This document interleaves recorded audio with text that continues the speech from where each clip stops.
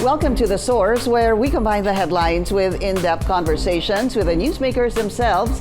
I'm Pinky Webb. Today on the program, an MMDA official gets suspended after reporting a senator violated the use of the exclusive EDSA bus lane. The chief of the Transportation Department's Command and Control Operations Center, Charlie Del Rosario, joins us in the show. And later, a transport group will hold a 3-day nationwide strike next week to protest the upcoming deadline for the franchise consolidation of PUV modernization program. And authorities prepare for its impact on commuters. Piston National President Modi Floranda tells us more later in the program.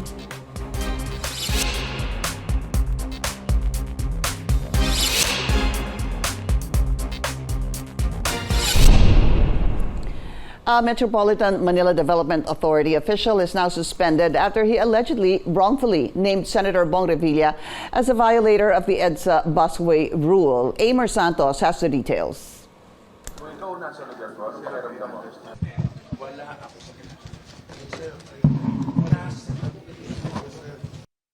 Based on hearsay, wawasakin mo yung senador. I have no intention. Paano pa yung mga maliliit natin mga kababayan? Sir, wala po intention na sa akin kayo. Why will I do that?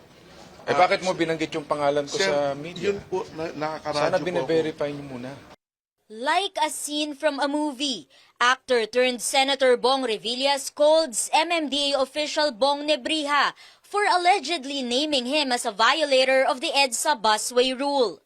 MMDA officials went to the Senate to personally explain to Revilla that it was the driver of the apprehended car with the plate number 8 that dropped his name. This information was passed on to Nebrija by an enforcer. Ang pagkakamali po ni Colonel Bong, sinabi niya na kung naandyan si Senator Revilla, wag mo nang tikitan, patakbohin na. Unfortunately, may media pong katabi si Colonel Bong na narinig yun. Na yun po yung nag-spread. Revilla demanded a public apology. I have already apologized ka, no? I'm really sorry. I already apologized kanina. I already made an apology. Tao lang po tayo. Lahat po tayo nagkakamali. Ngayon, kung nagkamali po yung enforcer ko, as the commander of the task force, the buck ends with me. Acting MMDA Chairman Don Artes also apologized. He says to give way to the investigation, Nebrija will be suspended as head of the Task Force Special Operations Unit beginning Thursday. The preventive suspension can last from 2 weeks to a month. Itapes na may mga violations po kasi bakit naglilik yung pangalan ng mga nahuhuli, which is hindi naman po dapat. And second, kahit naman po sino na nag-name drop, hindi naman po dapat pinalilibre. Yun po yung policy namin. Dapat hulihin kung sino man yung di ba? Yes, Tikitan niyo. Ang instructions ko naman po, kahit na nag-name drop, ay hindi po talaga dapat payagan. After airing his grievances, Revilla accepted the apology. No, di bali kung ako lang yung mababash na buong pamilya, kung mabash ka dyan. Pero okay lang, I accept your apology.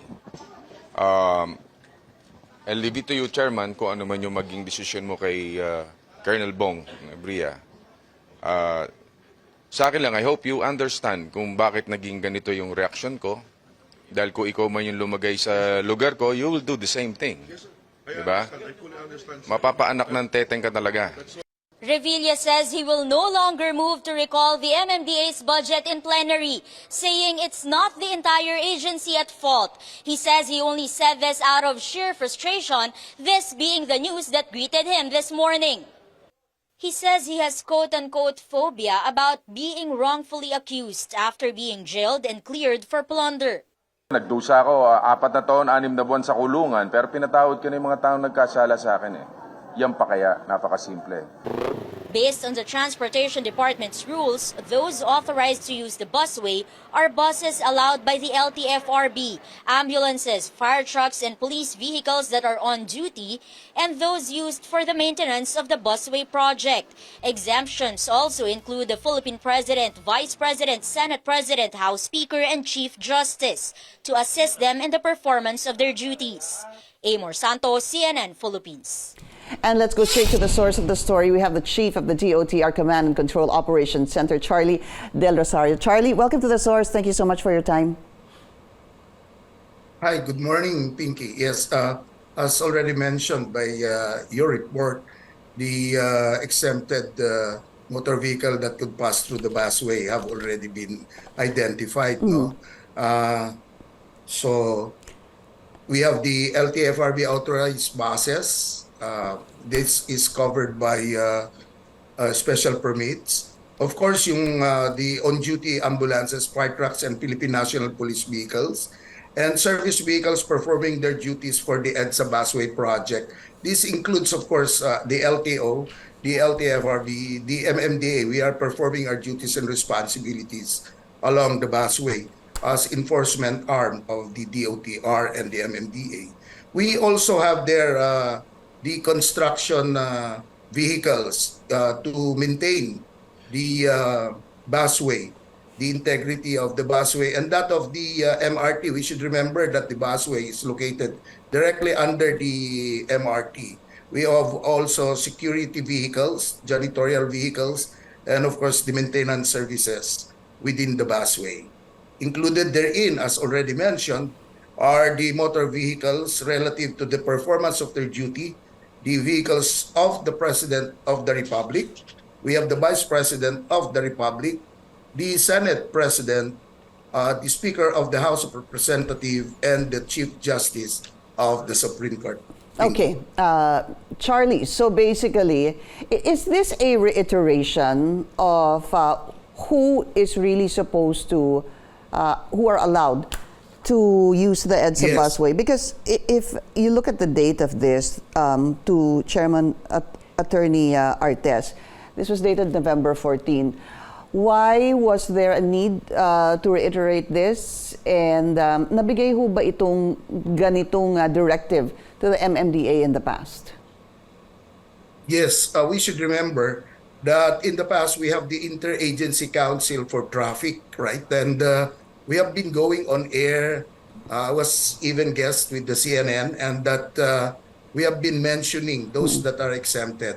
Right now, this is merely a reiteration. Okay. And a more clearer for that matter, instruction in coordination with the MMDA, considering that the MMDA had formally written a letter inquiry to the Department of Transportation, Pinky. A formal letter of inquiry to what?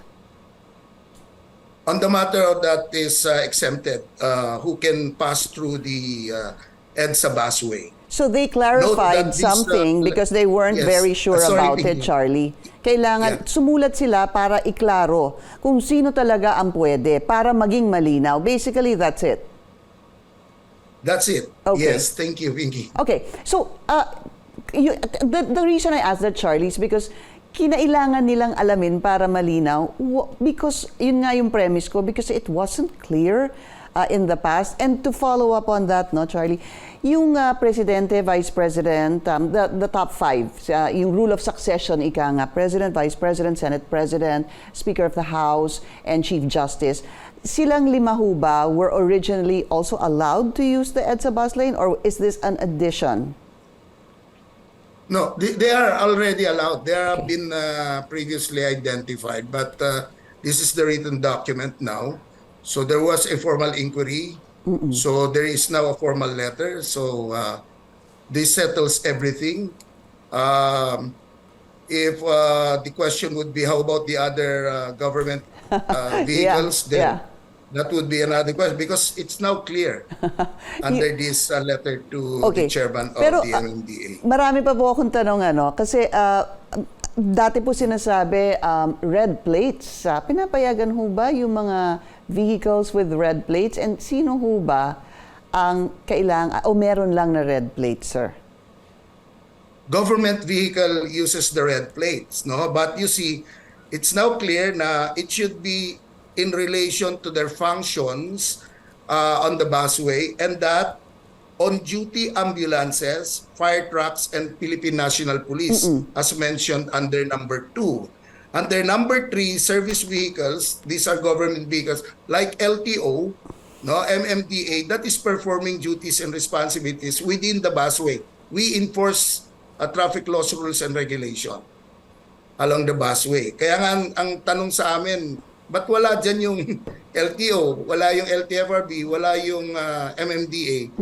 We fall under number 3 because we are not emergency vehicles. We are enforcement vehicles that performs duties and responsibilities EDSA busway within the project. busway. All right. We'll just need to take a very short break. We'll be right back.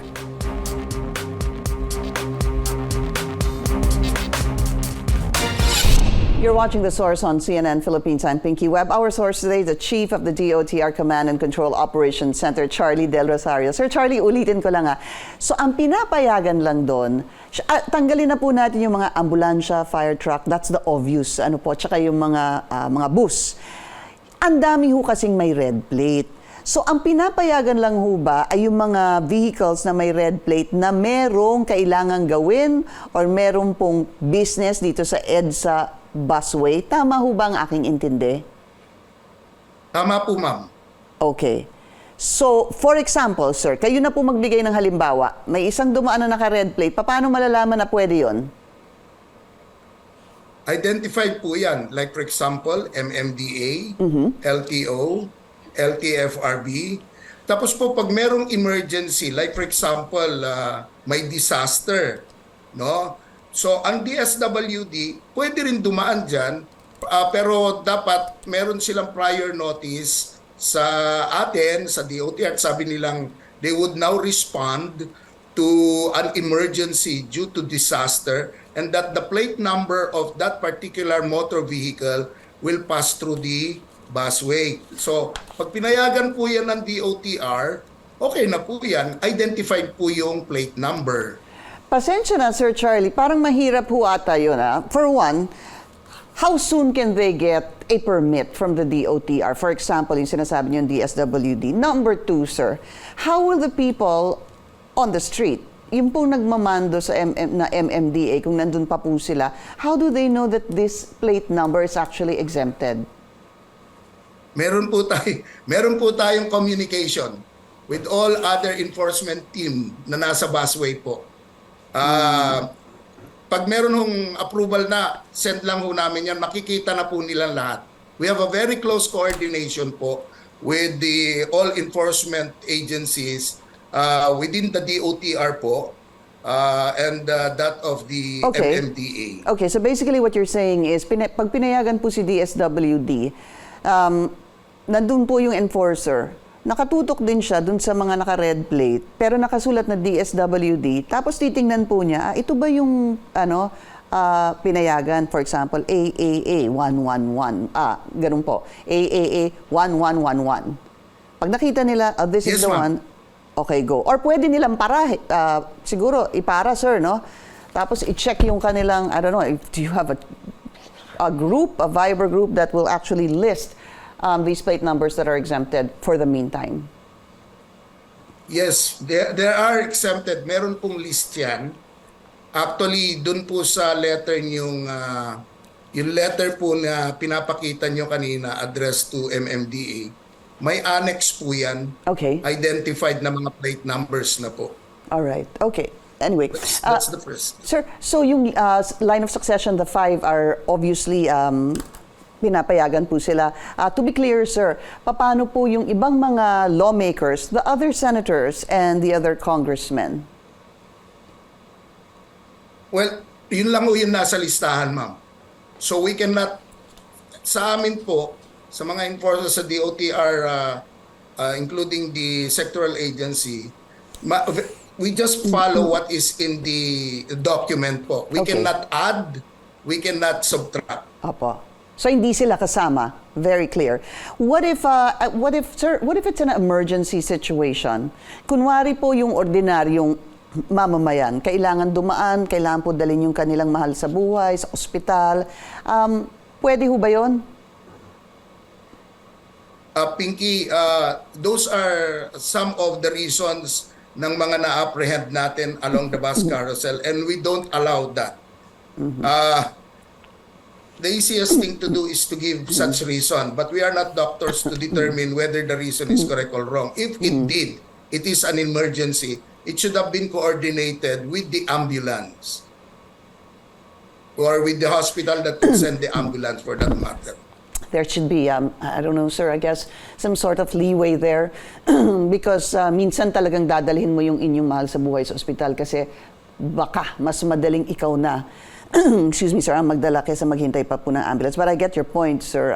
Meron ho kasing kailangan ding sundin, ano? But I guess, again, there has to be some sort of adjustment here and there. But anyway, for now, that's clear, sir. Nandiyan na po sa papel at kailangan pong sundin yan ng publiko. Ano po, yung paggamit ng EDSA bus lane. Charlie Del Rosario, sir, the Chief of the DOTr Command and Control Operations Center. Thank you so much for your time.